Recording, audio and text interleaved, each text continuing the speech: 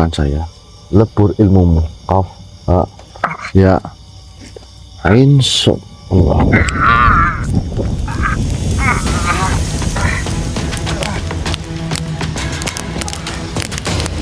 Saya masih berikan celah jalan untuk kau bisa pergi dari hadapanku.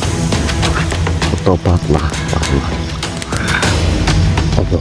Allah Akbar. Ish, Kenapa serem begini, Lur? Tempatnya, Lur. Allah. Ya jangan. Luar kan ya. Apa kau bikin dikit? Luar.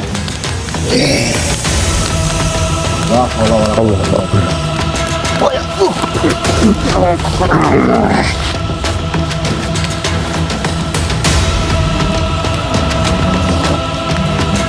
siapakah kau? Luar.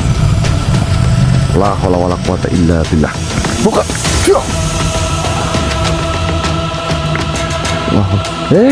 Ada satu lagi, Lur. Muncul saja, tidak usah bersembunyi. Allahu Akbar.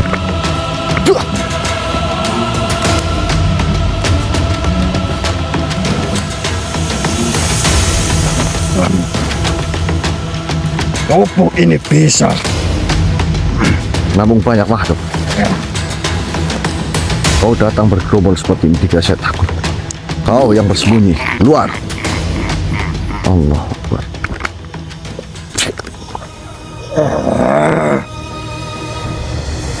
Siapa lagi yang mau menghadapku? Mau menyerangku? Keluar.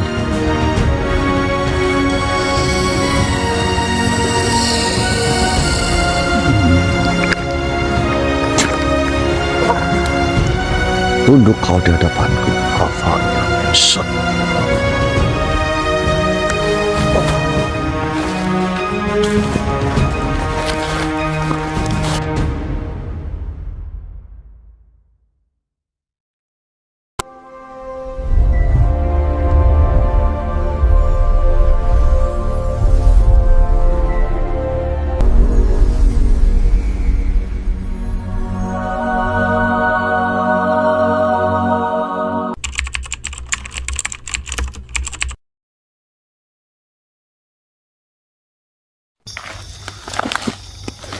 Alhamdulillah. Baik teman-teman, bismillahirrahmanirrahim. Assalamualaikum warahmatullahi wabarakatuh. Waalaikumsalam warahmatullahi wabarakatuh. Selamat malam teman-teman, kembali lagi bersama saya Propotisna di channel kesayangan kalian, channel Para Misteri dan channel Propotisna. Alhamdulillah pada kesempatan malam hari ini saya masih bisa menghibur teman-teman semuanya. Dan tidak lupa teman-teman, mungkin teman-teman ada yang bertanya, Mas Probo di mana? Kenapa Mas Probo jarang keluar? Kalau saya ada sesuatu hal yang dikhususkan teman-teman. Kemarin juga saya ada menemui beberapa tamu. Namun ketika saya menemui beberapa tamu, Mbah Ngadimin mengutus saya untuk ke hutan Boyolali, tepatnya di Alas Anjasmoro atau di lereng Gunung Anjasmoro teman-teman. Dan Mas Arya baru selesai tugas langsung dicomot sama Bang Admin. Ya begitulah Di hadapan saya. Tapi Mas Arya menangis teman-teman. Katanya pengen istirahat terlebih dahulu, bajunya belum ganti, sempaknya belum ganti. Menangis tuh, kangen istrinya katanya, kangen anaknya juga. Ya itu manusiawi, istrinya lagi hamil katanya kangen. Tapi langsung ditempeleng sama Bang Admin teman-teman. Bang Admin ngomong apa? Kamu itu nggak kangen Arya sama anak kamu, tapi kamu itu ngaceng katanya. Astagfirullahaladzim. Tapi kangen bener apa gimana ya? Apa kayak Bang Admin yang sampaikan ya? Ya kalau kangen ya kangen Mas. Cuma ya ada sedikit sisipan gitu. Astagfirullah. Manusiawi lah ya. Oke baik teman-teman, sebelum saya melakukan eksplorasi, alangkah baiknya kita berdoa terlebih dahulu agar apa yang kita hajati dan teman-teman hajati juga dapat dikabulkan oleh Allah Subhanahu wa taala. Amin. Amin amin ya rabbal alamin. Berdoa dimulai. Bismillah.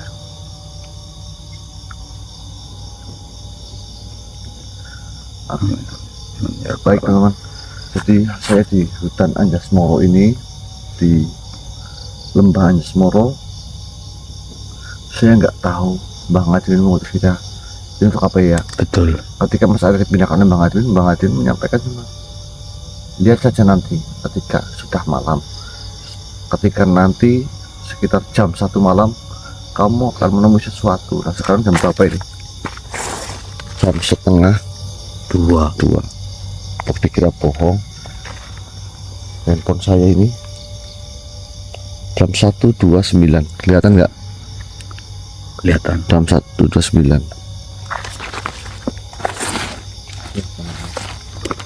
Jadi oh iya, ini mungkin banyak teman yang tanya, Mas Probo itu cenderamata Mbah Ngadin berapa? Cenderamata Mbah Ngadin 25 juta teman-teman, ditukarkan sapi monggo. Ini masih sisa banyak. Masih sisa sekitar 6 teman-teman, karena banyak yang BA namun yang di ACC itu satu. Yang di ACC satu. Cermati videonya, video Mbah Ngadin ini. Di situ ada plot twist Mbah Ngadin. Betul. Memberikan sesuatu penjabaran jika teman-teman menginginkan cenderamata dari Bang Adrian, berarti teman-teman adalah orang-orang yang akan terkasihi oleh beliau. Wah, Oke, nanti kita sama lagi ya.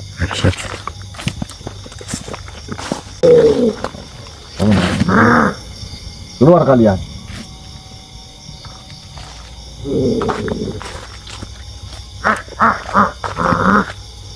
Jangan bersembunyi, keluar.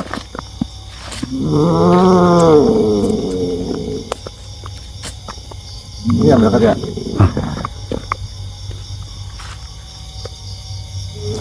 Kelihatan? Kelihatan. Itu kayak kafain setelah terblok.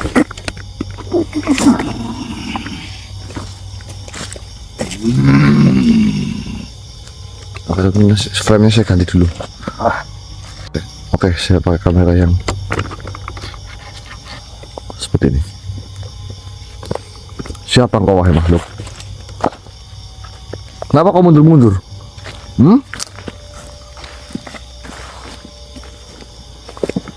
Ada perlu apa?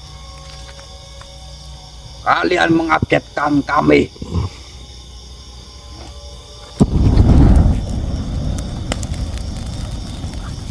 Mengagetkan panjenengan itu mengagetkan yang seperti apa? Tentu saja mengagetkan. Kalian tiba-tiba ada di tempat ini. Memangnya kami tidak mengamatimu. Nah,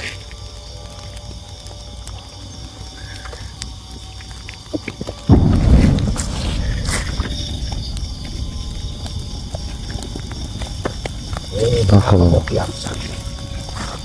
kau menyerang saya. Wish. Kenapa kau menyerang seperti itu, wahai makhluk? Salah apa saya?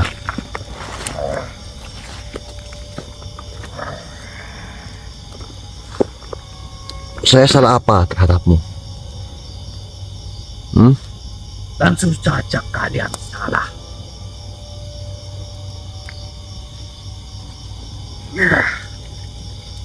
Ah.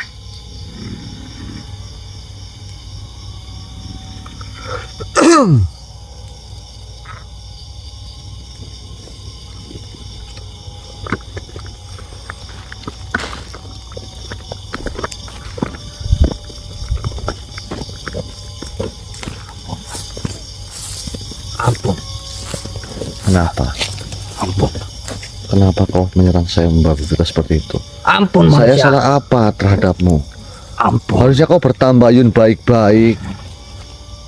ampun. Diriku tidak bermaksud menantangmu. Terus? Diriku hanya bertanya saja. Ampun. Maafkan saya. Lebur ilmumu. Kau ya insya Allah.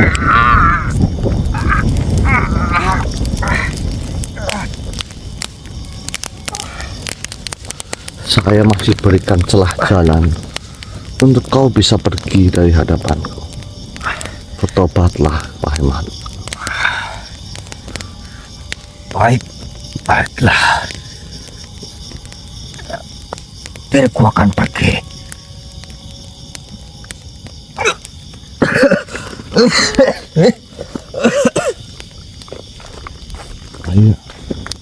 Ini ada tanaman pohon. Tanaman apa ini ya namanya? Pohon durian.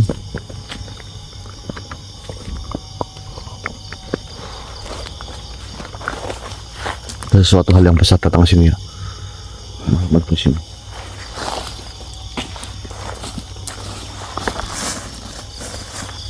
Muncul kan ya? Ada tuh lihat sini ya. Mas, lebih peka lagi lihat sini.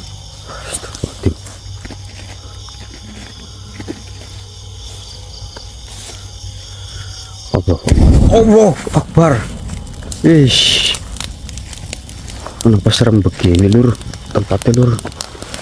Wah, wah. Gini. Allah Akbar. Lihat. Ini. Allah. Waduh, sini. Dah, siap, stop ya. Gua jangan.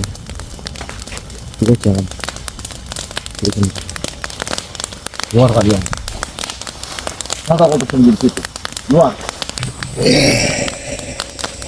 La haula wala quwwata illa billah.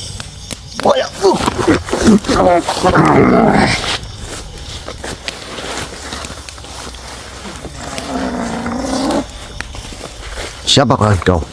Luar. La haula wala quwwata illa billah. Buka.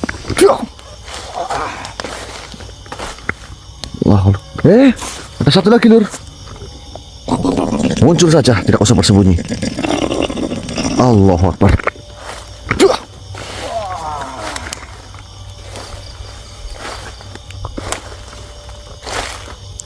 Sangka topo ini bisa.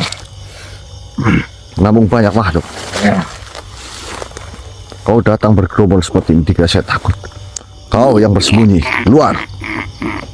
Allahu Akbar.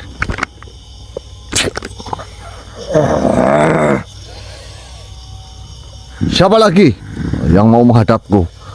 Mau menyerangku? Keluar.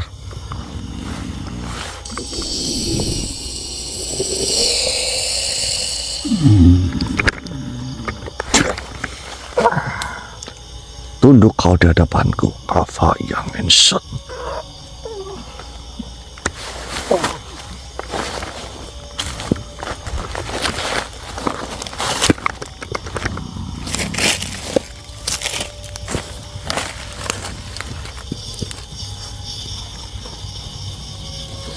Siapa kau sebenarnya?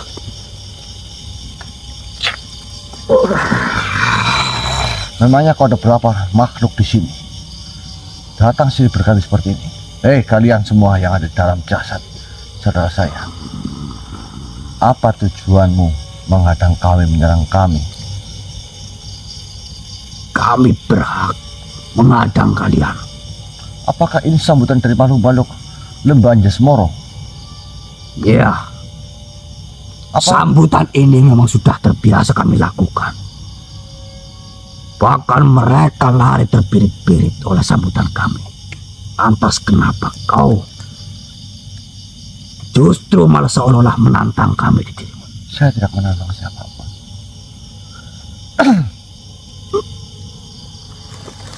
Iya. Ampun.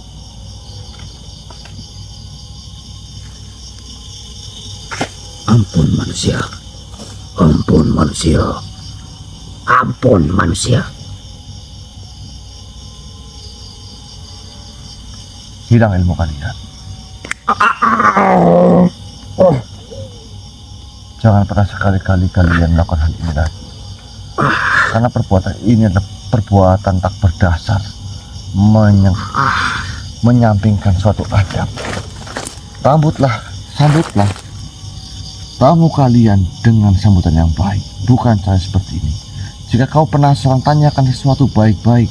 Bertambayunlah, tanyakan siapa namanya, dari mana, ada keperluan apa.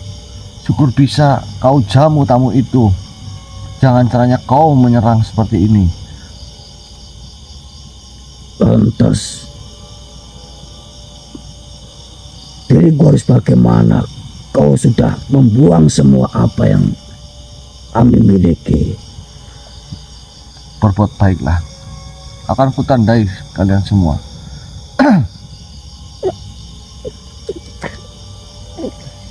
Pergi kau dari hadapanku, karena bukan kau tujuan kami. Kami di sini sedang mengemban suatu amanah.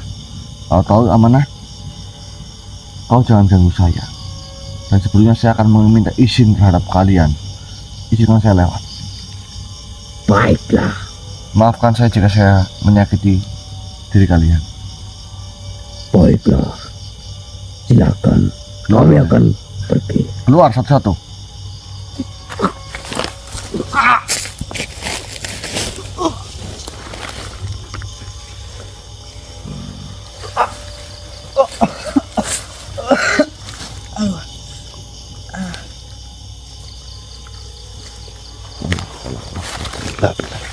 Assalamualaikum ya masyar Allah irfaniya. Assalamualaikum ya masyar Allah. Assalamualaikum.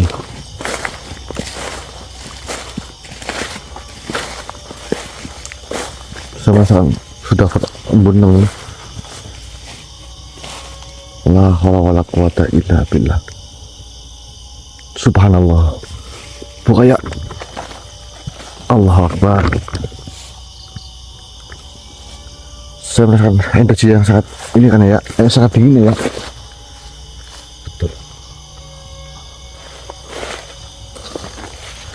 Assalamualaikum. Allahu Akbar. Assalamualaikum warahmatullahi wabarakatuh. Eyang.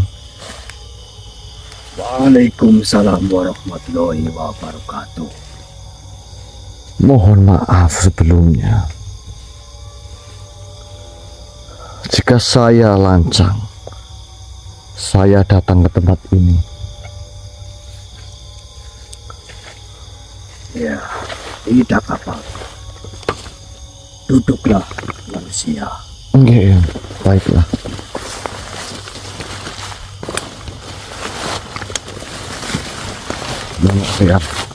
Saya akan panggilkan ini terlebih dahulu.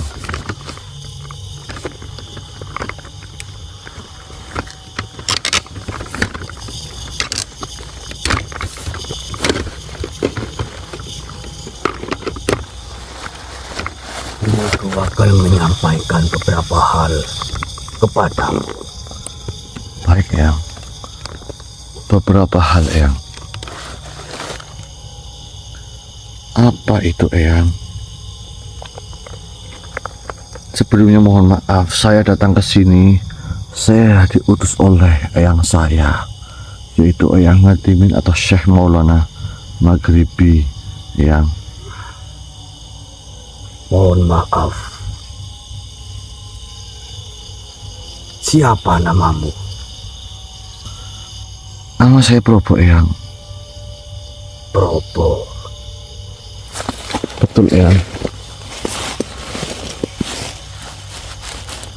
Sebelumnya Eyang, jika diperbolehkan, apakah saya boleh mengetahui nama Eyang?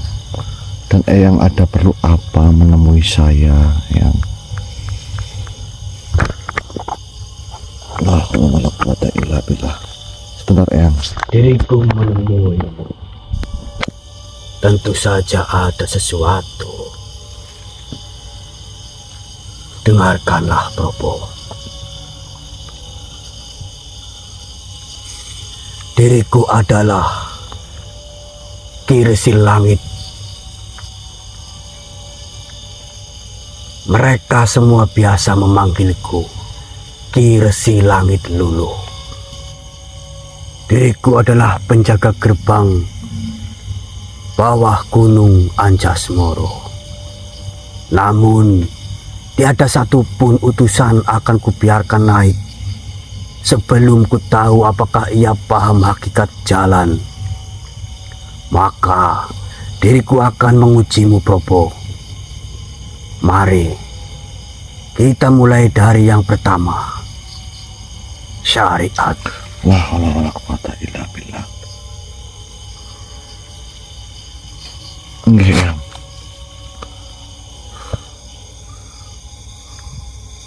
Wahai Probo, banyak orang mengaku berjalan di jalan Tuhan. Namun, ia tinggalkan syariat dengan dalih makrifat. La haula wala quwwata illa billah. Padahal, syariat adalah pagar Tuhan bagi jiwa. Katakan padaku, apa arti syariat menurutmu, Probo? Baik Eyang, mohon maaf. Izinkan saya menjawabnya Eyang. Namun jika saya salah, mohon maafkanlah saya. Ya, jawablah.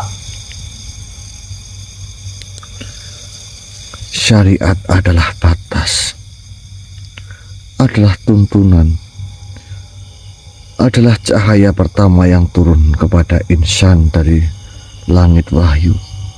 Ia adalah perintah dan larangan. Ia adalah hukum dan adab.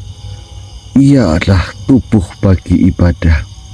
Tanpa syariat, tarekat hanyalah angan dan makrifat hanyalah ilusi. Sebab syariat adalah gerbang menuju hakikat yang.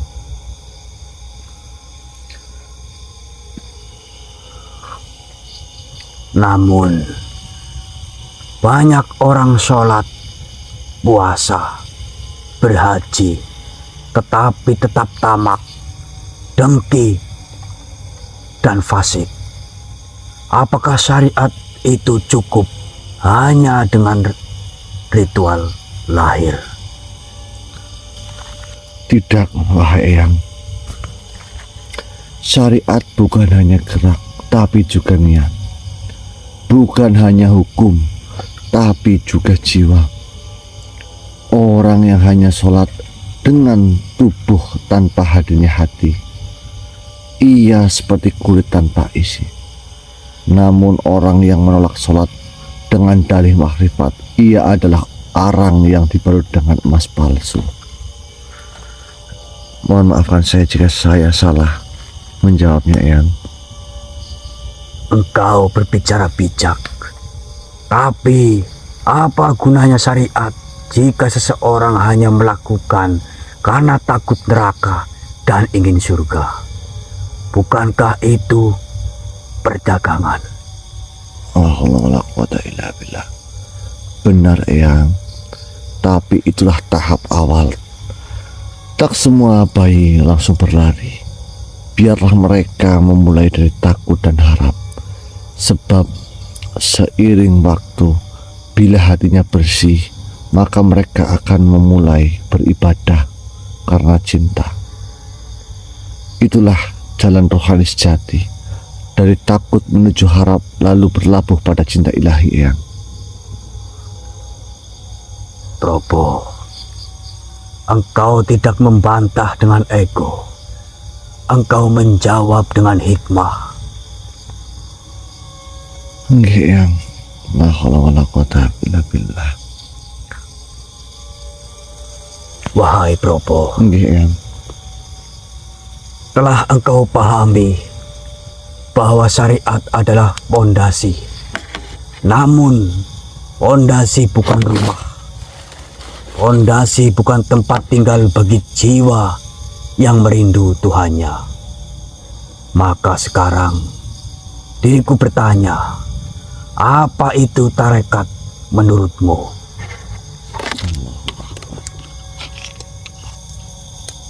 Nggih, baik, Eyang. Saya akan menjawabnya. Namun mohon maaf, Eyang, saya membenarkan ini dulu, teman-teman. Eyang. Ya,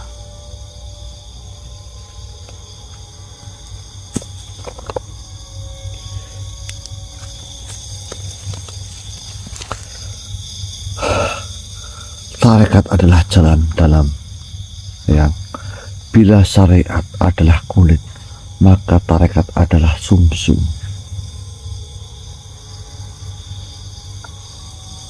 Eyang.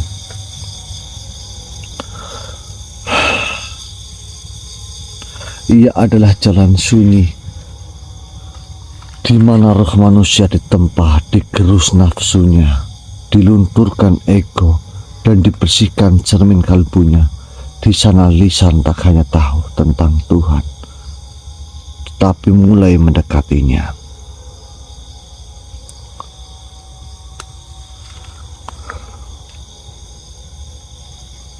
Namun Probo, banyak orang mengaku berjalan di tarekat. Mereka berbaju putih, berzikir keras, tapi dalam diam mereka menjadikan guru tarikatnya sebagai berhala. Mereka menyanjung mursyid lebih dari wahyu. Apa pendapatmu tentang ini? Izinkan saya menjawab, Eyang. Dan mohon maaf jika saya salah. Tarekat bukan tentang simbol, bukan tentang pakaian atau gelar mursyid. Seorang mursyid sejati tidak meminta dihormati. Ia justru membimbing murid agar tidak menggantungkan diri padanya. Siapapun yang menuhankan gurunya telah terperosok dalam labirin syirik batin. Adapun mursyid sejati adalah jembatan, bukan tujuannya, Eyang. Dan apa bekal paling utama dalam menempuh tarekat? Zikir, wirid, puasa, atau tidur di atas batu di malam buta? La haula wala quwata illa billah. Bekal paling utama dalam tarekat adalah kejujuran hati dan kesungguhan dalam fana, Eyang. Zikir dan wirid adalah alat. Tanpa kejujuran, seorang murid akan mengelabui dirinya sendiri. Tanpa kesungguhan, ia hanya menjadi peniru tanpa rasa. Fana adalah ketika ego luluh dan sang aku tidak lagi bersuara. Disitulah tarekat menemukan makna, Eyang. Wahai Probo, banyak manusia berkata, aku sudah mencapai hakikat. Namun, hatinya masih sibuk dengan pujian manusia. Tangannya masih menggenggam dunia. Lidahnya masih memaki mereka yang berbeda. Bukankah itu tanda bahwa tarekatnya hanyalah tiruan? Benar, Eyang, Resi. Tidak setiap orang yang melewati jalan tarekat bisa berarti sedang mendaki Tuhan. Banyak yang berjalan karena bangga, karena ingin terlihat suci. Mereka haus kekaguman, bukan haus perjumpaan. Maka ujian tarekat sesungguhnya adalah pada sunyi, ketika tidak ada pujian, tidak ada sanjungan, hanya Engkau dan Tuhan dalam keheningan, Eyang.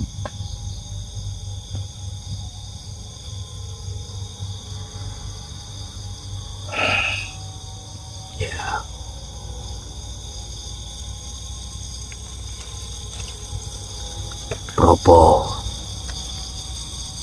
jawab diriku dengan jujur dari hatimu yang terdalam. Apa arti syariat bagimu?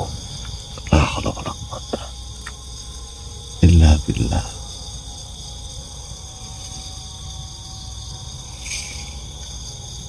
Allahu Akbar. Tanggung jawab, Eyang.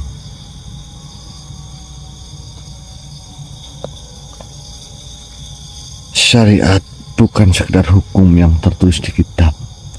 Ia adalah tanggung jawab jiwa kepada yang menciptakan. Ia bukan rantai yang membelenggu, tapi tali yang menghubungkan hamba kepada Tuhannya.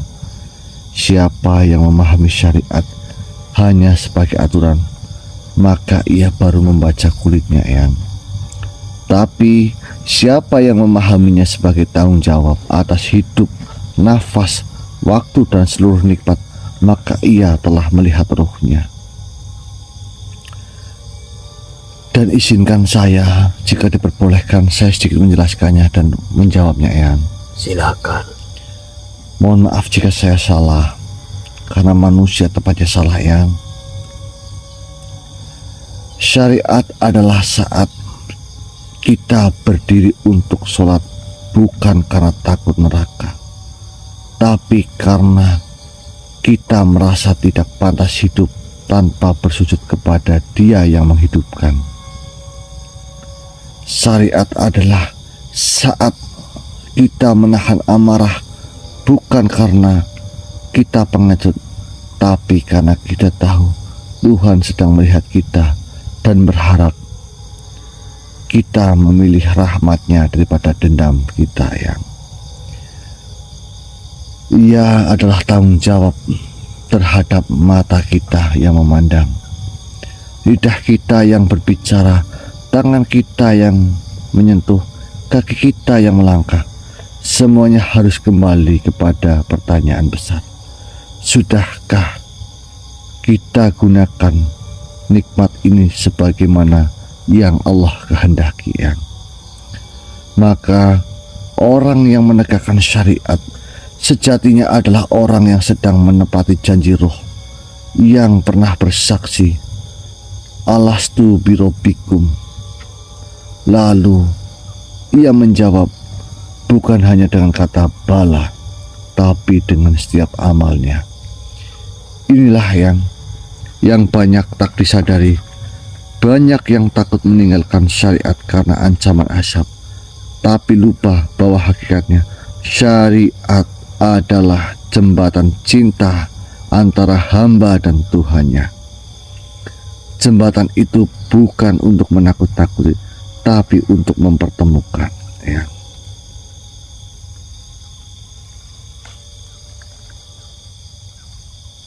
Ya, wahai langit,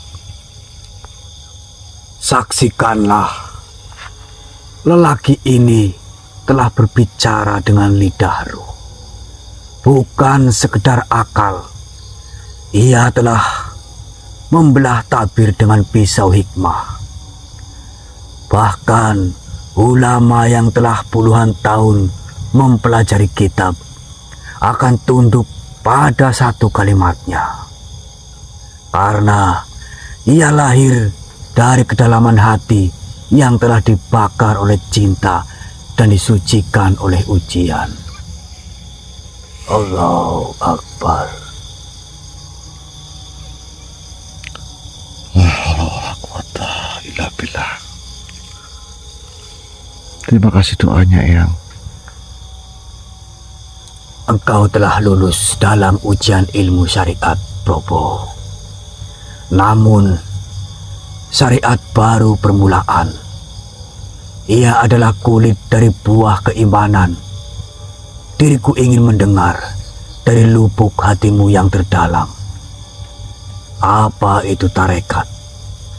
Dan apakah engkau sungguh-sungguh memahaminya, atau hanya mempelajarinya dari lembaran kitab dan lisan manusia? Allahu Akbar, la haula wala quwata illa billah. Mohon maaf, Yang.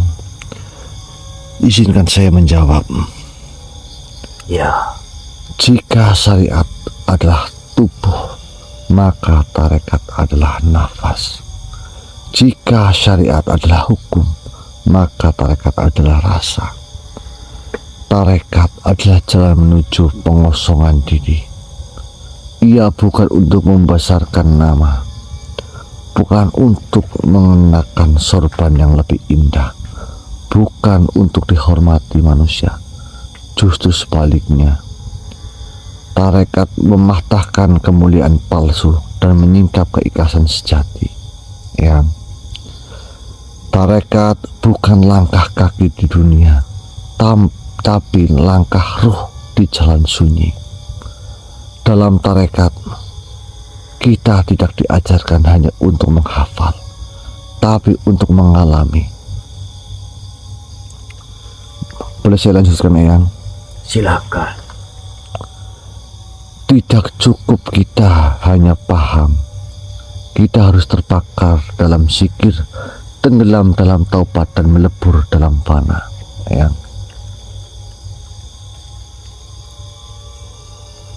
Banyak yang berkata seperti itu, Probo. Tapi lihatlah umat ini. Mereka mengaku bertarekat, tapi lidahnya masih tajam, hatinya masih sombong, dan ia membanggakan jalurnya, gurunya, tarekatnya, seolah-olah hanya jalannya yang sah dan jalan orang lain sesat. Apakah itu tarekat juga? Mohon maaf yang sebesar-besarnya, Eyang. Tidak, Eyang. Itu adalah bayangan palsu dari jalan yang lurus. Tarekat bukanlah bendera. Ia bukan gelang yang dikalungkan. Bukan ijazah yang dibanggakan. Orang yang benar-benar berada dalam tarekat tidak akan sibuk membandingkan jalur, karena semua jalan menuju lautan yang sama, yaitu fana fillah. Ya. Dan kemudian orang-orang yang benar-benar berjalan dalam tarekat akan menjadi lembut, karena ia tahu semakin dekat kepada Allah, semakin ia malu atas dosa-dosanya. Semakin dalam ia merasakan makrifat, semakin ia takut untuk berkata bahwa dirinya telah dekat. Izinkan saya melanjutkan, Eyang. Lanjutkanlah. Sepengetahuan saya, Eyang, tarekat adalah saat kita berdiri di tengah malam, bukan karena ingin pahala, tapi karena rindu kita tak bisa tertahan. Tarekat adalah ketika kita menahan lapar, bukan sekedar karena puasa sunnah, tapi karena hati kita ingin menangis dalam sunyi. Dalam tarekat, kita belajar bahwa tidak ada amal yang bisa menyelamatkan kita. Zikir yang kita langsungkan pun belum tentu diterima. Air mata pun bisa jadi hanya akting rohani atau guyon rohani. Maka disitulah tarekat mematahkan ego, agar kita tidak lagi berkata, aku berzikir, tapi kita berkata, aku tidak pantas menyebut namanya, namun dia tetap memanggilku. Seperti itu, Eyang. Wahai Probo, engkau telah membuka lapisan hati yang bahkan banyak mursyid pun belum menyelaminya. Engkau tidak menjawab dengan kata-kata, tapi dengan cahaya dari luka ruhani yang telah disucikan. Maka ketahuilah, tarekat bukan jalan yang elit, tapi jalan sepi. Bukan tempat pengakuan, tapi tempat pengorbanan. Dan engkau, Probo, telah memperlihatkan bahwa kau sedang berjalan, bukan hanya membaca. Dengan ini, diriku nyatakan engkau lulus dalam ujian tarekat. La haula wala quwata illa billah.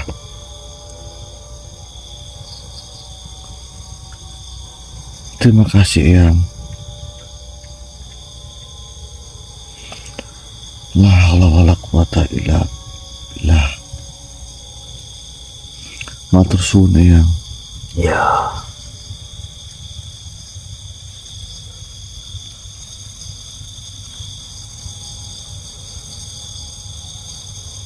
Probo, Nggih, Eyang. apa yang kau tahu tentang hakikat?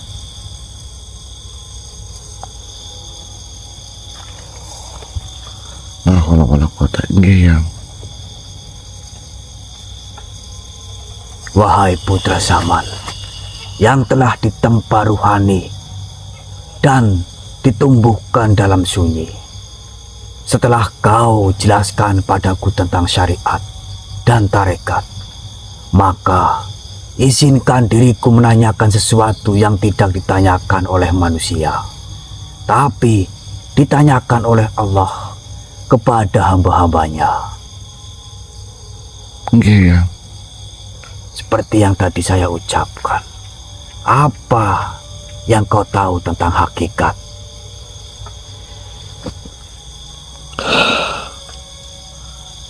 Nggih, Yang. Insya Allah akan saya jawab, Yang. Jangan jawab untuk memukauku. Jawab agar langit ikut bersujud bersamamu, Probo. La haula wala quwata illa billah. Baik, Yang. Hakikat adalah ketika saya benar-benar melihat bahwa sesungguhnya saya tidak pernah memiliki apa-apa. Tidak memiliki kekuatan, tidak memiliki amal, bahkan tidak memiliki diri saya sendiri, Yang. Tapi saya ragu untuk menjawabnya, Yang. Maafkan saja jika saya salah. Jawablah. Hakikat adalah saat saya sadar bahwa saya tidak pernah bisa mengenal Tuhan kecuali karena Tuhan memperkenalkan dirinya. Bahkan menyebut namanya pun adalah karunia. Menangis karenanya pun adalah anugerah. Maka siapakah saya ini jika bukan hanya pantulan cahaya darinya semata, Yang. Hakikat, Yang, bukanlah tempat. Ia adalah penyaksian. Ia bukan pengetahuan. Ia adalah pelepasan. Ketika saya melihat diri saya malu. Ketika saya melihat amalku, saya takut, Yang. Tapi ketika aku melihat kepadanya, saya hilang. Saya tiada, saya lenyap, dan disitulah saya benar-benar hidup. Hakikat adalah saat tidak ada lagi pertanyaan. Karena tidak ada lagi saya yang bertanya. Yang ada hanya ketenangan yang lahir dari fana dan kebangkitan yang terbit dari bako, Yang.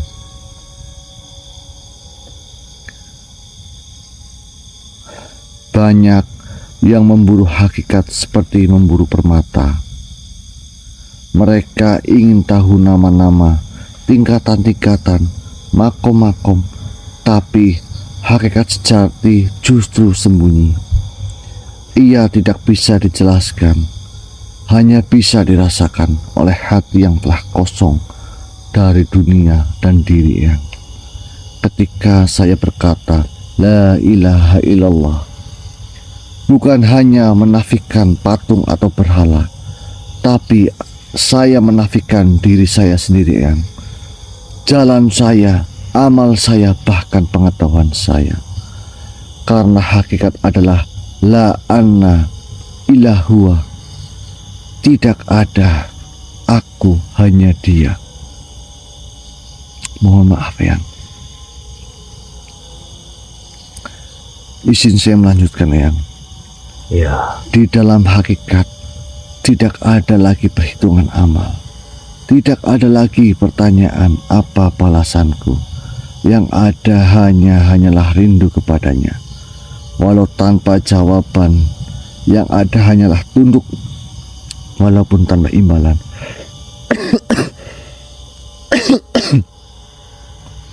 Karena hakikat bukan perjanjian, ia adalah penyerahan.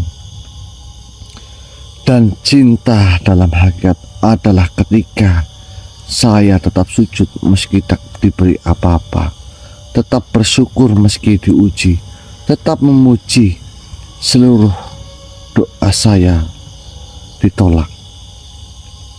Karena hakikat telah mengajari saya satu hal,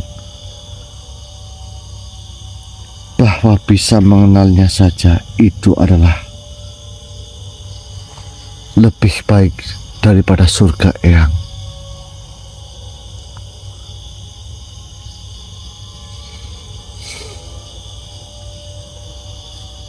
Ya.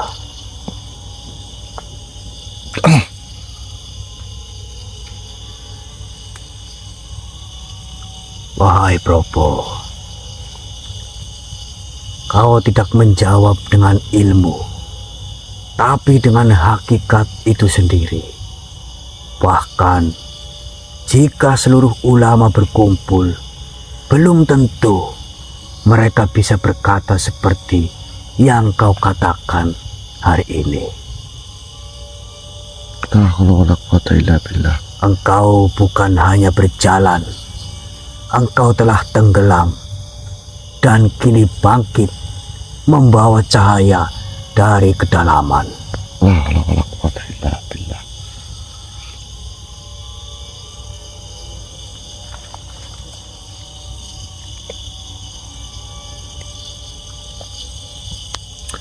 Nggih, Eyang. Cahaya apa itu, Eyang?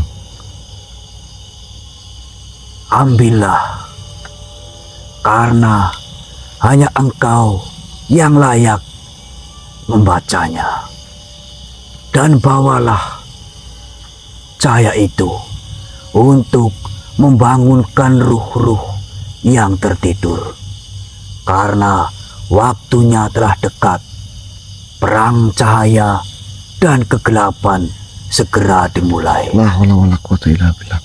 Mohon maaf, Eyang. Itu sebenarnya apa, Eyang? Itu adalah kitab Nurul Fana.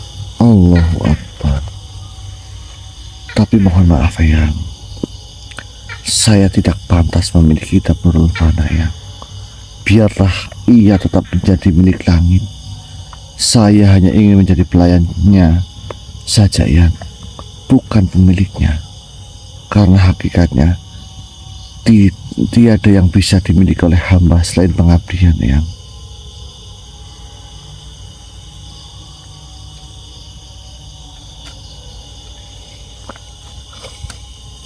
Ya.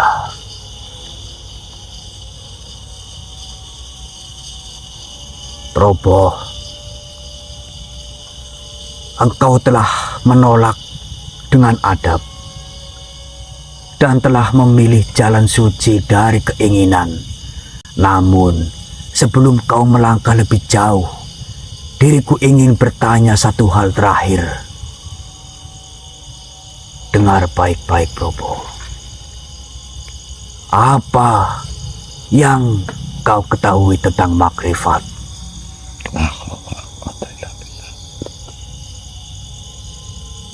Mohon maaf, Eyang.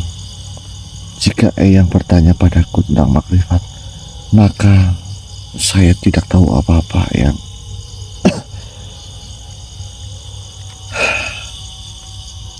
Karena siapa yang berkata dia tahu makrifat, maka sesungguhnya ia belum mencicipinya, Eyang. Dan siapa yang berkata aku telah sampai, maka ia masih di luar dari pintunya, Eyang. Dan mohon maaf, Eyang, apakah ini wajib saya harus menjawabnya, Eyang? Tentu saja, Probo. Maafkan jika saya salah dalam menjawabnya, Eyang.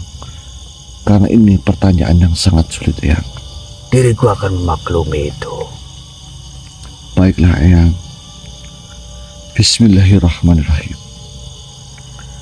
Makrifat bukanlah ilmu. Ia bukan zikir yang panjang, Eyang. Bukan doa yang merintih.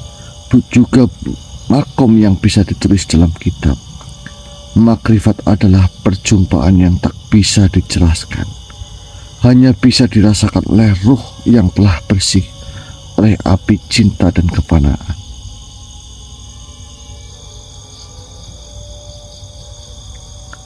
Dalam syariat, saya pernah mendengar,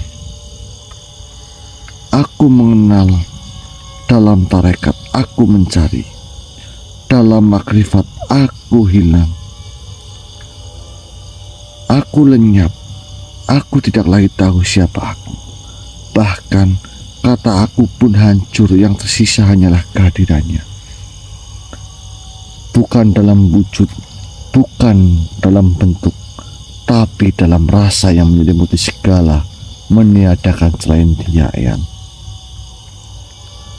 Makrifat adalah saat tidak ada lagi suara dalam diri, tidak ada lagi keinginan untuk dilihat, didengar, dibalas atau diakui. Tidak ada amal yang terasa cukup, tidak ada zikir terasa pantas. Yang ada hanyalah diam dalam hadiratnya, Eyang.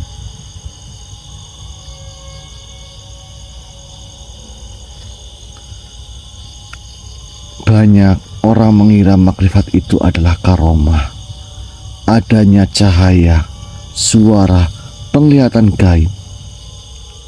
Itu hanya kembang di jalan, Eyang. Hakikat makrifat adalah ketika kita menangis bukan karena dunia, tapi karena kita telah merasa dicintai olehnya, dan kita merasa terlalu kecil untuk membalas cinta itu.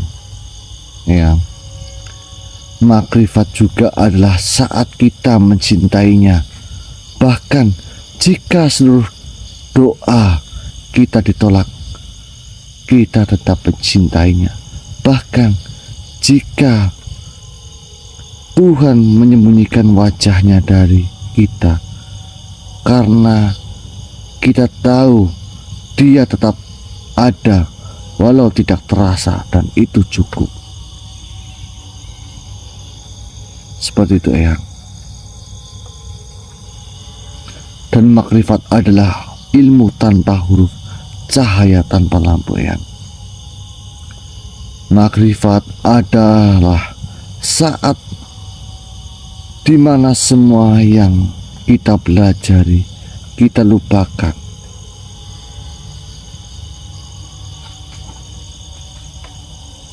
Karena ilmu tak lagi cukup menjelaskan cinta, maka kita hanya duduk dalam diam, memeluk kalbu, menyeka air mata, dan berkata dalam hati, saya tahu, saya di sini, dan itu cukup untukku. Makrifat adalah pengetahuan yang tidak bisa diajarkan, tidak diwariskan, tidak dikaji. Ia adalah sesuatu yang ditanam langsung oleh Tuhan ke dalam hati hambanya, yang Dia pilih tanpa alasan, tanpa syarat, Eyang. Dan makrifat adalah ketika kita melihat segalanya tapi tak tergoda, Eyang. Dalam makrifat, dunia terlihat kecil, bahkan surga pun terlihat hanya sebagai hadiah kecil dari kekasih. Karena yang benar-benar dicari bukanlah nikmatnya, tetapi dirinya, ya. Orang yang telah bermakrifat tidak mencari pujian, karena ia tahu semua datang darinya.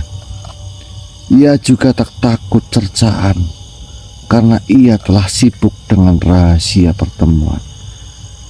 Ia tidak lagi hidup karena dunia, ia hidup karena Allah telah meniupkan hidup ke dalam batinnya. Dan pada akhirnya, Eyang, makrifat adalah hubungan rahasia antara Tuhan dan hambanya. Tak seorang pun boleh mencampuri, tidak istri, tidak anak, tidak guru, tidak mursyid, karena itu adalah bisikan antara dua jiwa yang telah saling mencintai dalam sunyi. Begitu, Eyang. Itu sebabnya banyak orang yang tampak biasa, diam, miskin, tertolak, tapi hatinya lebih dekat pada Allah dari 1000 orang yang berzikir keras di mimbar. Karena makrifat tidak berisik, ia tersembunyi di balik kehinaan yang paling sunyi, Eyang. Maka, Eyang, mohon maaf sekali jika Eyang bertanya apa yang aku tahu tentang makrifat. Izinkan saya menjawabnya lagi, Eyang. Silakan. Saya tahu bahwa saya tidak tahu. Saya hanya tahu bahwa saya mencintainya, dan karena saya rela dilenyapkan selama saya tidak jauh darinya, Eyang.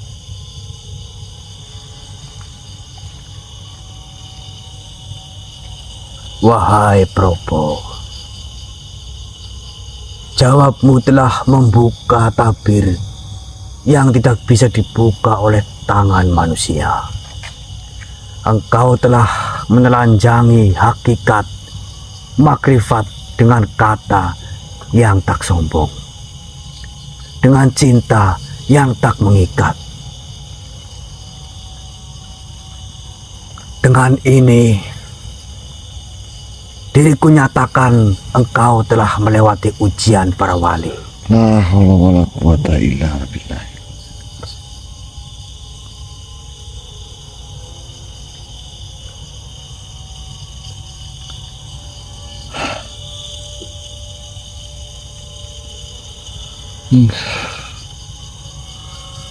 Propo, La quwata illa billah. Alhamdulillah. Nggih, Yang. apakah engkau telah sampai pada makrifat?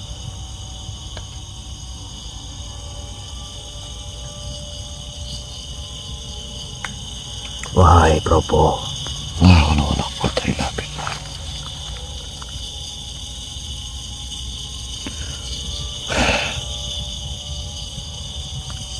Allahu Akbar. Tidak, Yang. Tidak, Yang.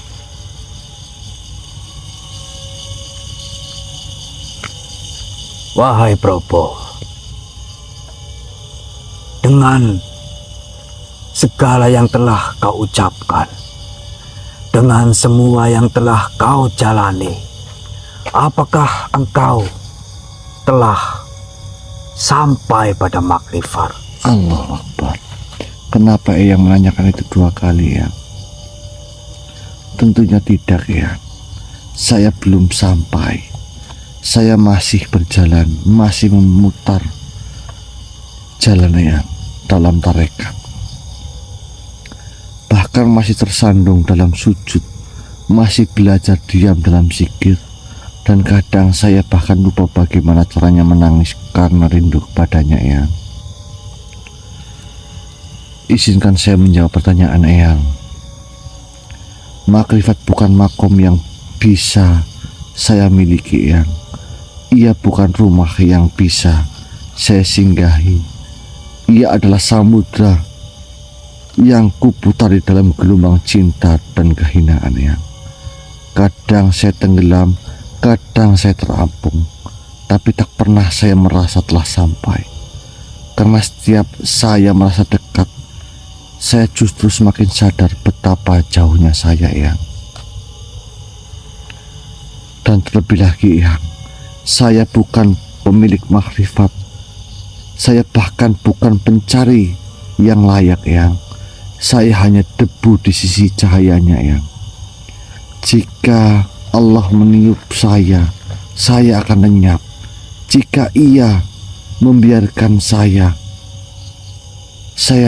akan tinggal dalam sunyi. Dan jika Ia menoleh kepada saya, Eyang, maka itulah cukup bagi saya, Eyang. Saya tidak membawa amal, saya tidak membawa zikir yang agung, Eyang. Tidak pula wirid yang sakti. Yang saya bawa hanyalah harap dan sedikit malu, karena selama ini saya hidup dengan memakai namanya, Eyang, tapi belum benar-benar mengenalnya, Eyang. Saya masih belajar mencintai, Eyang.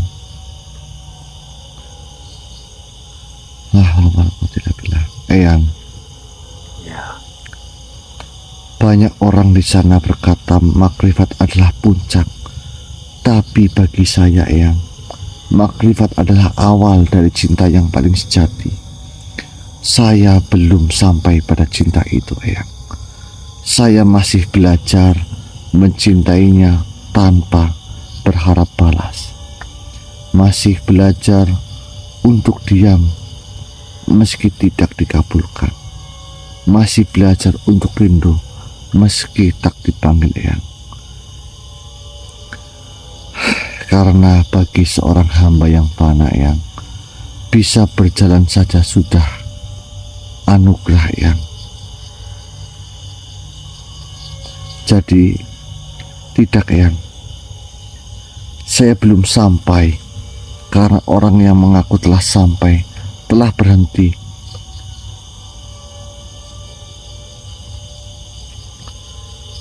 Jika ada orang yang mengaku telah sampai, berarti orang itu telah berhenti Eyang. Sedangkan saya masih belajar melangkah. Bahkan kadang saya lupa kemana arah saya harus melangkah Eyang. Biarkan saya tetap merasa jauh, karena dengan rasa jauh itulah saya terus memanggilnya. Dan biarkan saya tetap merasa hina Eyang, karena dengan hina itulah saya tidak sombong. Dan biarkan saya merasa kecil, karena dengan kecil itulah saya bisa berlindung dalam kemahaannya Eyang. Itu adalah jawaban saya Eyang. Mohon maaf jika saya salah Eyang.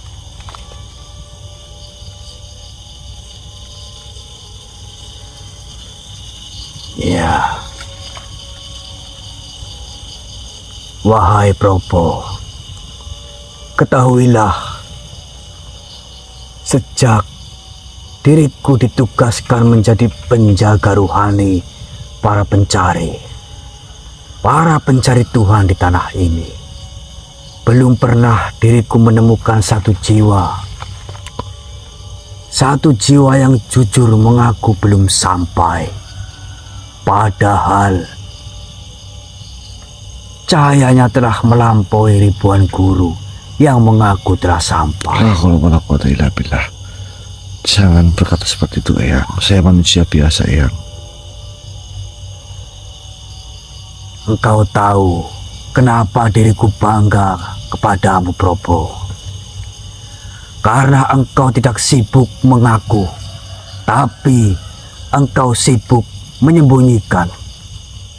Karena hanya mereka yang sungguh-sungguh berjalan yang sadar bahwa perjalanan ini tidak pernah selesai. Allahu Akbar.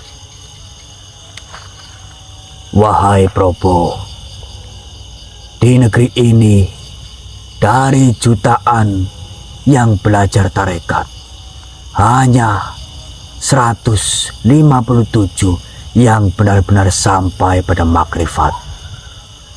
Bukan karena Allah pelit, tapi karena manusia terlalu sibuk memamerkan bayangan ilmunya sebelum ia menyentuh cahayanya.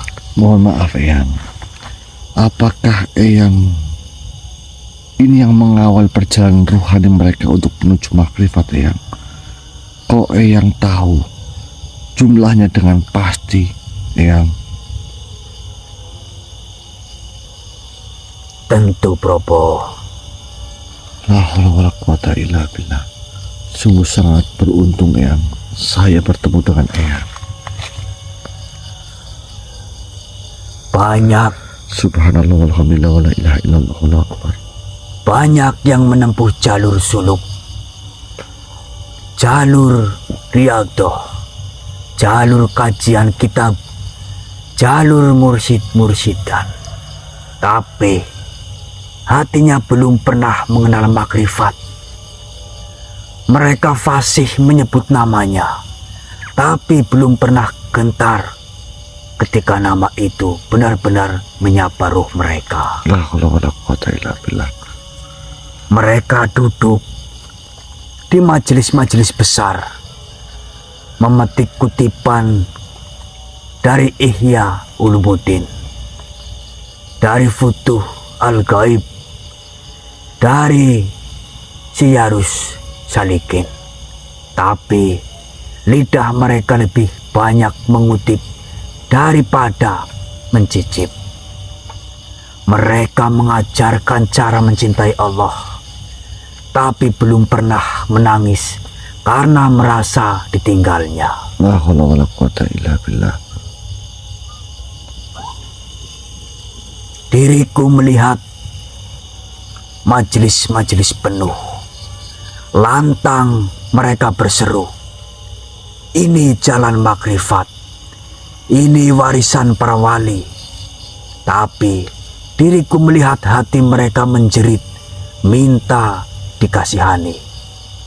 Minta dikasihani manusia. Masih butuh disanjung, masih menggantungkan hidup dari amal, ujian, dan pemberian.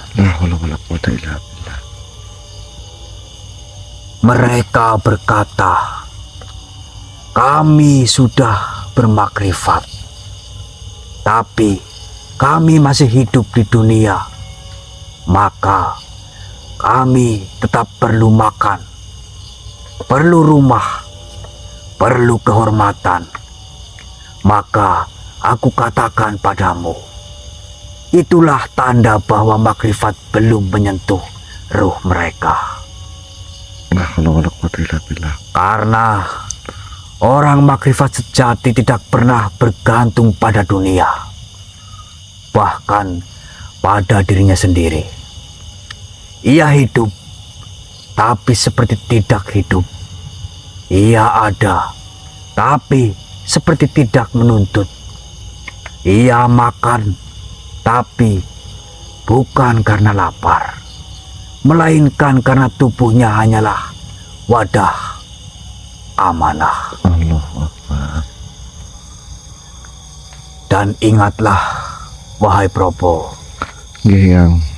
hari ini banyak yang memakai jubah mursyid, menjadi pusat perhatian, memungut harta umat dengan dalih jalan thariqah. Padahal ia tak lagi menangis dalam sujudnya. Ia lebih pandai menghitung mahar zikir daripada menghitung dosa-dosanya.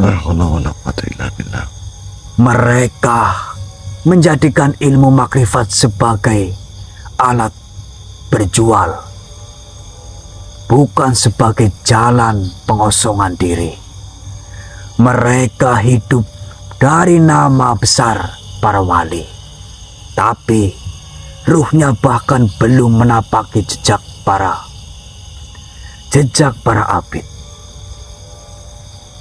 Ingatlah, tidak ada orang bermakrifat yang bergelimang harta, karena seluruh keberlimpahan telah ia tinggalkan.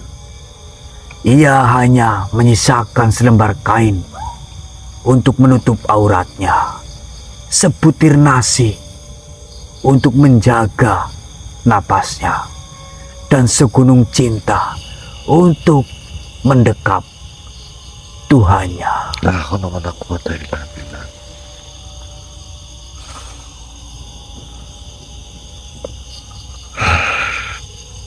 Probo,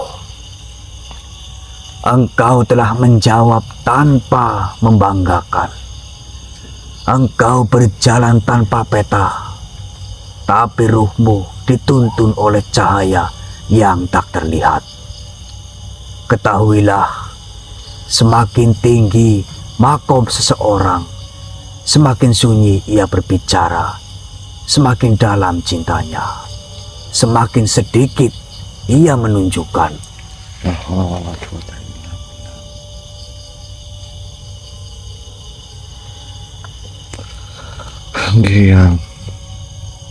Maka biarlah mereka mendirikan istana dari kutipan kitab. Engkau cukup mendirikan tangga dari air mata, tempat di mana ruhmu bisa memanjat menuju hadiratnya dalam diam.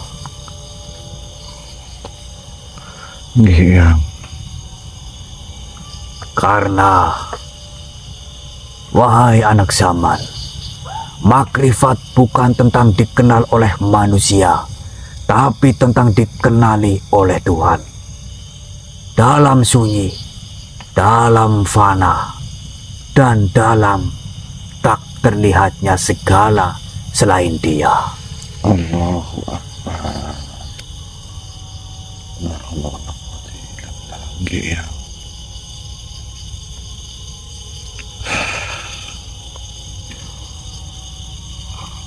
Nggih ya. Engkau telah berkata bahwa engkau masih berputar di jalan tarekat. Ketahuilah Probo, itulah bentuk kejujuran tertinggi.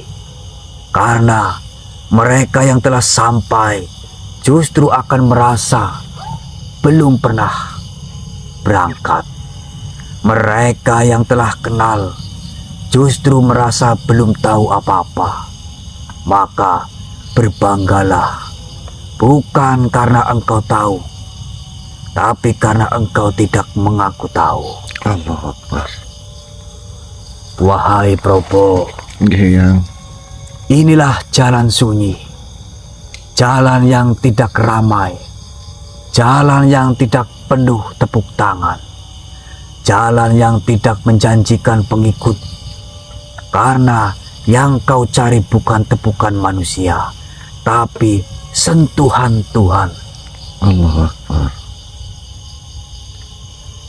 Makrifat itu Probo, bukan untuk diserukan di mimbar, bukan untuk dikampanyekan seperti kafilah dunia, bukan untuk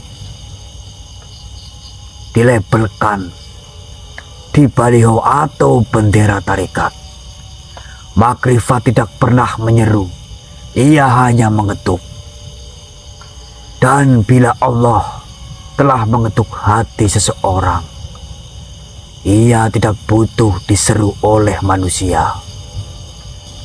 Ia akan mencarinya sendiri. Ia akan berjalan sendiri, menangis sendiri, sujud sendiri, dan tenggelam sendiri dalam samudra fana. Maka jika ada yang sibuk menyeru, mari ikut makrifat, mari masuk tarekat kami. Ketahuilah, ia belum mengenal sunyi, belum mengenal sunyi. Ia masih haus dipuji, masih ingin diperhatikan. Padahal makrifat adalah hilangnya hasrat untuk dilihat.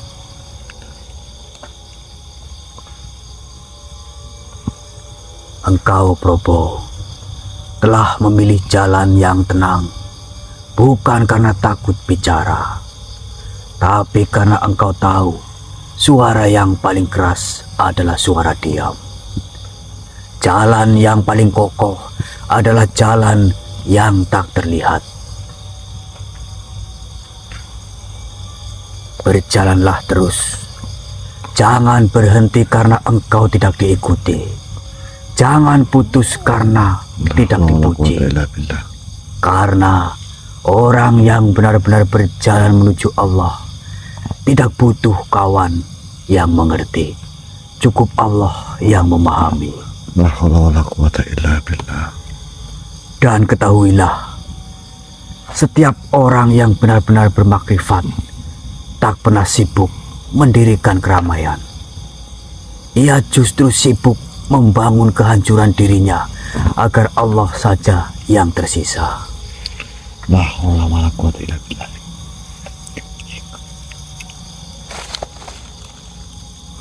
La haula yang.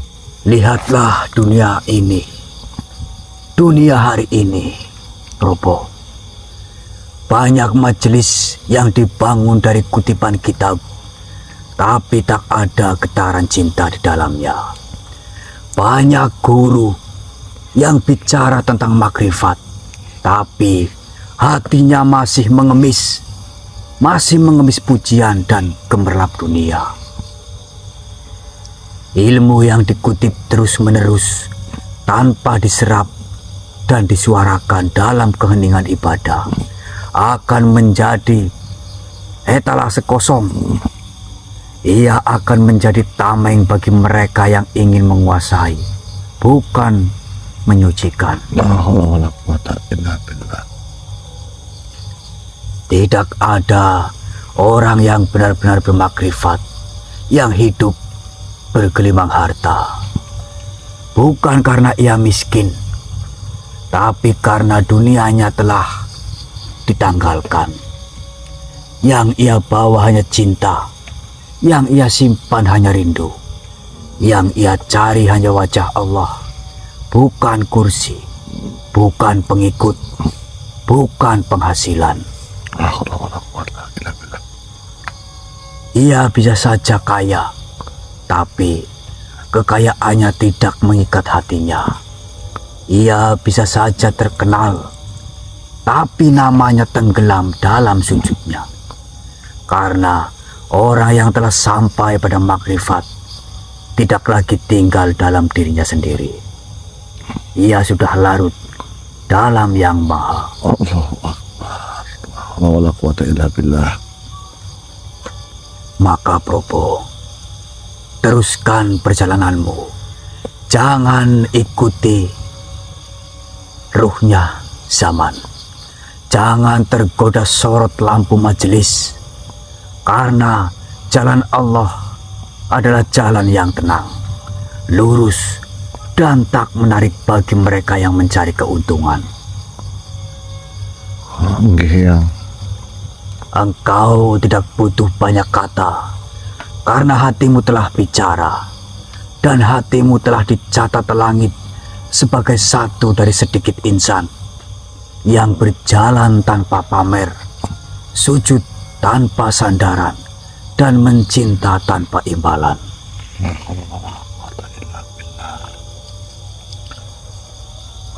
Ya Allah, cukuplah Allah bagiku dalam terang, dalam sunyi, dalam cinta tak besar.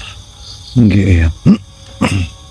Assalamualaikum warahmatullahi wabarakatuh.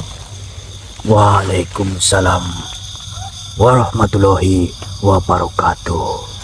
Tuhan, Terima kasih engkau telah menguji cucuku. Bagaimana? Apakah engkau terkejut, wahai Tuan Syekh? tentu saja diriku terkejut.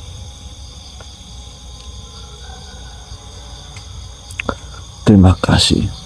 Apakah kau sudah yakin bahwa cucuku ini adalah manusia yang pantas mengemban suatu amanah? Aku sengaja mengirim cucuku ini untuk bertemu dengan dirimu. Apakah kau masih meragukannya? Insya Allah dalam diri dan hati diriku mempercayai Tuhan.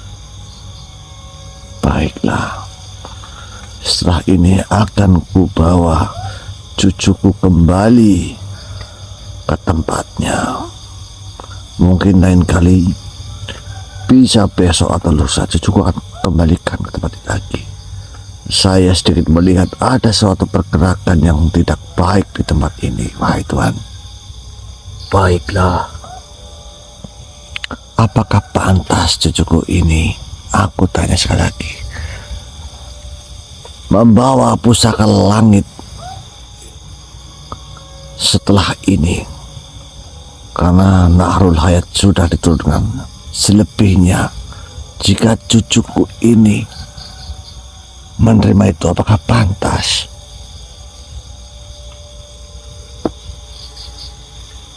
tentu Tuhan. Baiklah, terima kasih Tuan Syekh. Izinkan kami pamit dan kau silahkan kembali lagi. Baiklah, diriku undur diri. Ya, Assalamualaikum warahmatullahi wabarakatuh.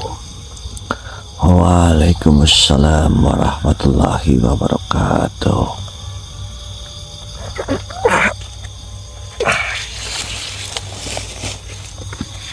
Ya.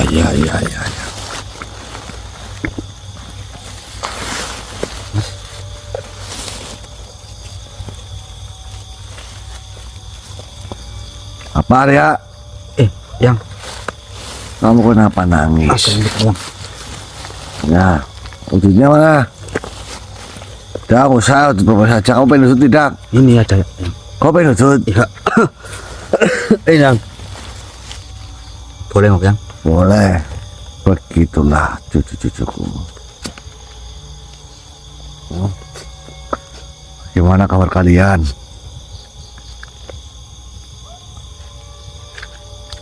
Baik, ya. Cucu-cucuku.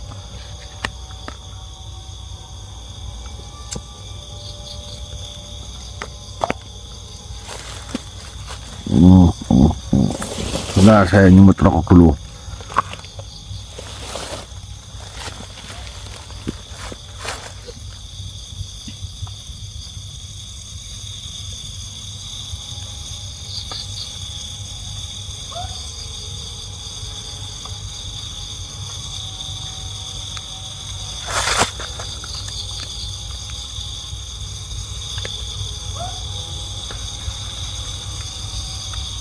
Yang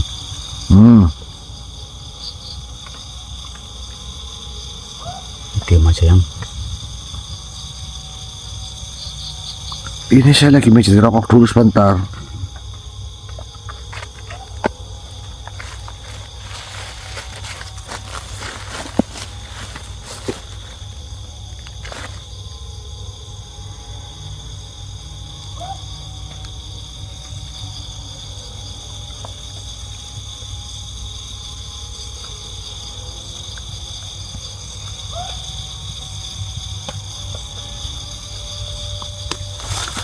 Saya nungguin ini nggak ada tulisannya gimana nih?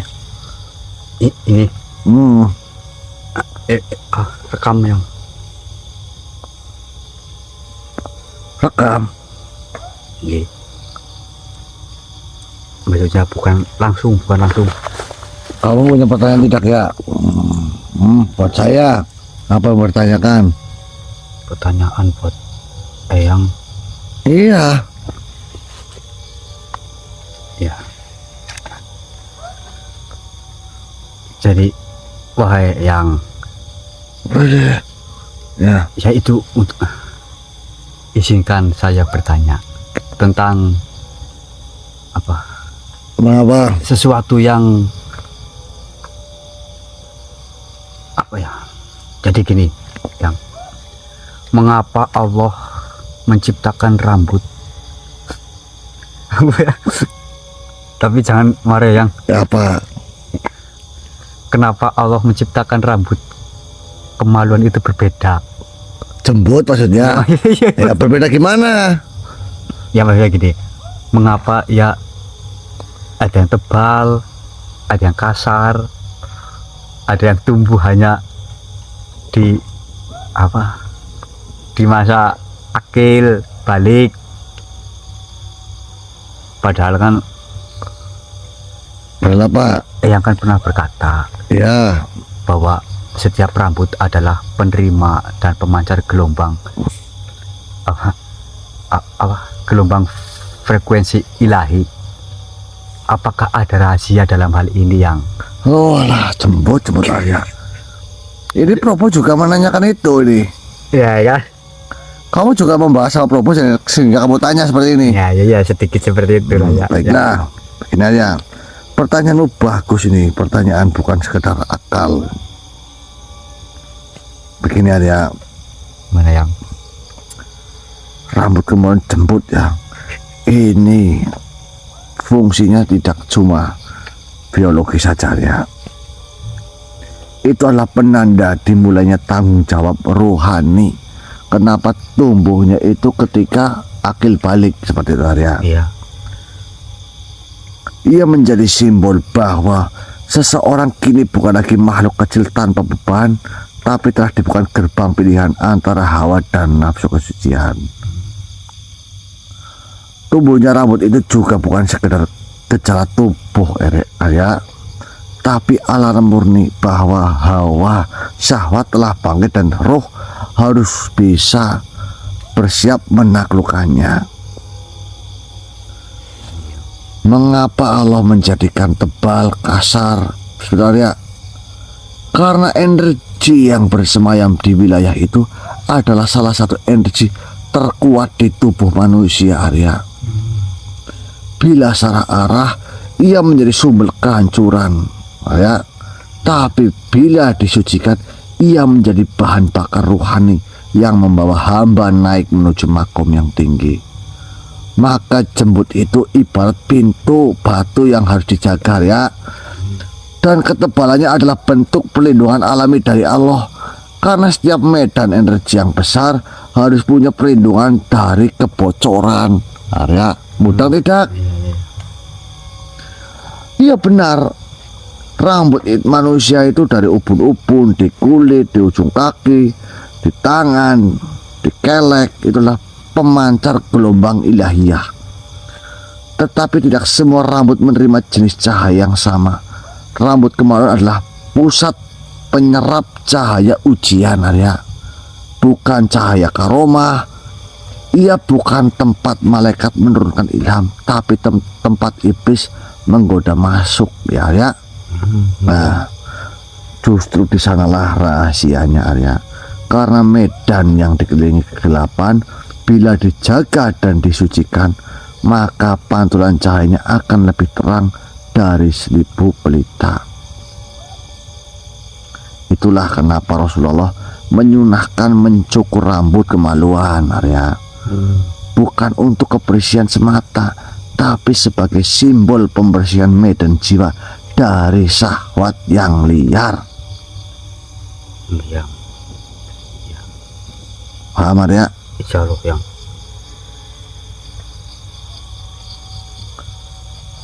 Jembut itu adalah suatu perlindungan diri.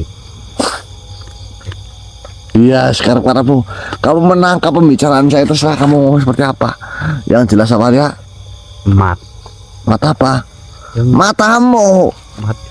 Jadi nanti saya mau cukur yang lah. Kamu masih pengen pulang?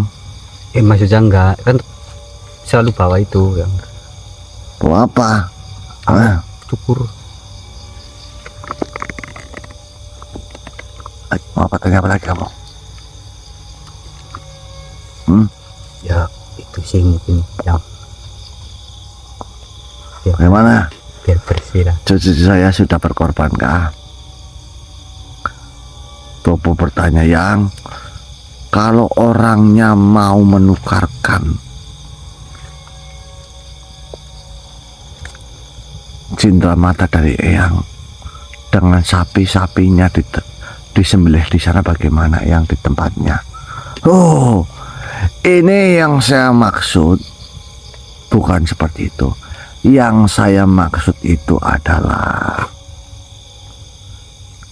kalian menukarkan sapi dan sapi itu diberikan ke tempat yang saya tunjuk. Bukan sekarang pemudele kalian. Ya. Sudah, ya, seperti saja. Selamat. Setelah ini kalian akan diuji dengan petualangan yang lebih berat lagi, Arya. Ya. Saya pamit, Arya. Iya. Bapak, assalamualaikum warahmatullahi wabarakatuh. Waalaikumsalam warahmatullahi wabarakatuh. Gimana, ya? Mengatimin Ya, gimana? masuk sebentar itu tadi Terus membicarakan masalah kurban. kurban gimana? Ya bahwasanya kan ada yang minta katanya jika kurbannya itu disembelih di sana bagaimana? Terus? Tapi Bang Adimin mengatakan bukan seperti itu yang dimaksud. Jadi itu ditukarkan dengan kurban itu untuk dikurbankan di tempat yang ditentukan oleh Bang Adimin, seperti itu. Bagi orang-orang yang mau menukarkan Iya. kurbannya dengan cindera mata Mahadimin. Iya, Terus, ya, apalagi, ya? udah itu. Kamu tadi menanyakan itu enggak sama Mahadimin? Itu jemput. Enggak. Itu titipan pertanyaan, ya. Ya itu tadi, Bang. Dari udah ini rahasia namanya, itu pertanyaan gitu. Dulu saya itu tadi udah bahas sama temen gitu, sama Arya, malah ditanyakan beneran sama Mas Ali ini. Kamu nggak temelengan, ya? Enggak. tapi nanti saya mencukur lagi. Oke baik teman-teman, mungkin ini kita gimana ya? Tadi terakhir bilang kita akan diuji lebih dalam lagi, Mas. Nah ini kita mau kemana ini? Nggak ngomong. Hah? Nggak ngomong. Nah baik-baik teman-teman, mungkin kita sudahilah streaming kita ya. Malam hari ini kita balik ke tenda dulu ya. Nanti kita sambung lagi teman-teman ya. Bagi teman-teman yang mau menukarkan korbannya bisa hubungi admin saja ya. Betul. Sekian dari kami, assalamualaikum warahmatullahi wabarakatuh. Jadikan ini suatu pembelajaran yang bermanfaat teman-teman ya. Jika ada yang berkata berucap, wah Mas Popo sudah sampai ke makrifat, saya belum sampai ke makrifat sama sekali teman-teman. Dan tentunya juga saya bukan gus, saya bukan kiai, apalagi saya itu bukan wali teman-teman ya. Jangan pernah menganggap saya itu seperti itu. Saya manusia biasa probo teman-teman. Sekian dari kami, assalamualaikum warahmatullahi wabarakatuh. Waalaikumsalam. Sebentar, gimana ini teman-teman? Di awal video ini saya nanti akan kasih apa ya? Opening. Tenang, openingnya nggak banyak panjang nggak. Enggak, saya kasih opening buat penentu channel saja. Itu saya gunakan AI ya. Gunakan AI, menggunakan itu apa ya? Veo apa? Veo 3 Gemini. Ya itu lah. Ya AI lah. Jadi setelah saya merenung panjang lebar, saya berdiskusi, saya meminta izin kepada Mang Adimin. Mang Adimin menyatakan bahwasanya kita jangan terperangkap oleh sistem, namun kita harus bisa memanfaatkan sistem itu lur. Jangan kita yang dimanfaatkan sistem, tapi kita yang harus memanfaatkan sistem itu lur. Ya, Betul. dia memberikan perangkap, Dajjal membuat perangkap, saya memanfaatkan perangkap itu, ya enggak ya? Iya, benar sekali. Mungkin video saya nanti akan dilabeli konten ini apa ya? Di apa? Ada watermarknya ya. Ada mak AI itu. Konten ini dihasilkan oleh AI. Nah itu nanti saya kasih ini ya apa? Ini. Saya kasih pembukaan itu menggunakan AI ya. Iya. Jadi nanti teman-teman jangan berpikir bahwasanya wah Mas Popo sekarang kontennya pakai AI. Enggak teman-teman. Itu nanti ya memang saya pakai AI itu di openingnya saja nggih. Seperti itu teman-teman nggih. Sekian dari kami, assalamualaikum warahmatullahi wabarakatuh. Waalaikumsalam.